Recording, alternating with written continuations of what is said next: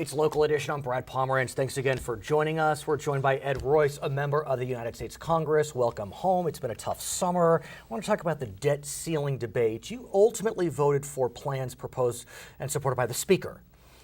Some feel that was pretty courageous of you. Well, here's the plans that we had. Originally, $6 trillion in reductions in order to meet the requirements of the credit rating agencies and in order to put us back towards a balanced budget. And you saw the results. We didn't reach that. I'm disappointed in that. As a matter of fact, I wrote a letter to the president saying we need to get back into session now and get the $4 trillion in reductions necessary in order to get the credit rating back. Well, let's talk about why we didn't meet that goal of $4 trillion, $6 trillion, whatever it may be. Right. Many would argue that it was because there was a real recalcitrance on the Republican side, mostly the freshman Republican, who would consider nothing but cuts. Well, wait.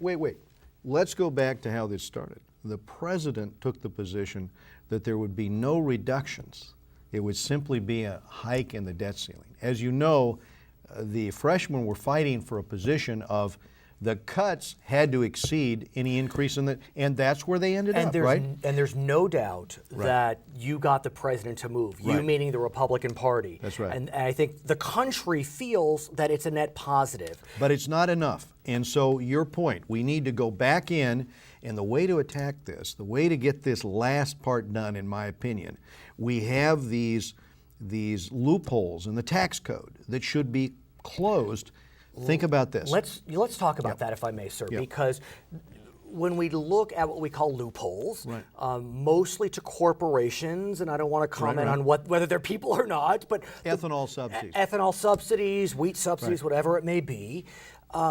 If you close those loopholes, there could be significant debt reduction. Well, here's what you should do. Close the loopholes and in exchange set the corporate tax rate at the European corporate tax rate. That way you'd actually get $750 billion in new revenues through economic growth. You'd net them out. But will your freshman Republican members agree to do that? They will support that. And we need to get the president to support that. And we will get a number of Democrats to support it. But here's the point. If you look at it this way, our corporate tax rate is 8 points higher than the European average rate. For that reason, many of the earnings are stashed overseas. They don't come back. If we bring it back but trade it off for closing the corporate loopholes, then all of a sudden you create enough economic growth, according to the Congressional Budget Office, that you bring in $750 billion in new tax revenue over the next 10 years. Now we have to do additional cuts on top of that in expenditures, but that's how we could get to the $4 trillion. I want to talk about the politics behind this debate. You probably have seen a Harris poll came out recently.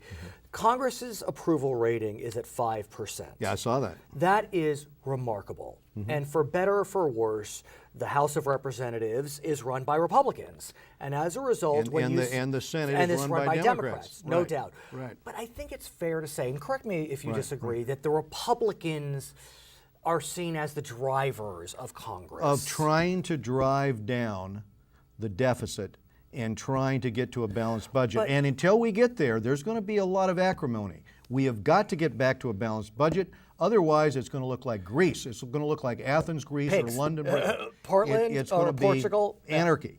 So and in order to do that, we've got to lean in really hard. And that's not popular, but we've got to get a balanced budget. And one of the things we voted for was the cut, cap, and balance, which included the balanced budget amendment. We're trying to drive that argument. Well, we'll talk more about that next, can't we? Okay, we're speaking with Ed Royce. My name is Brad Pomerance. We thank you for joining us. If you'd like to watch more editions of Local Edition, just sign on to Channel 1 and then go to Local and then My Government. He'll be on it too. I'm Brad Pomerance. Back to HLN.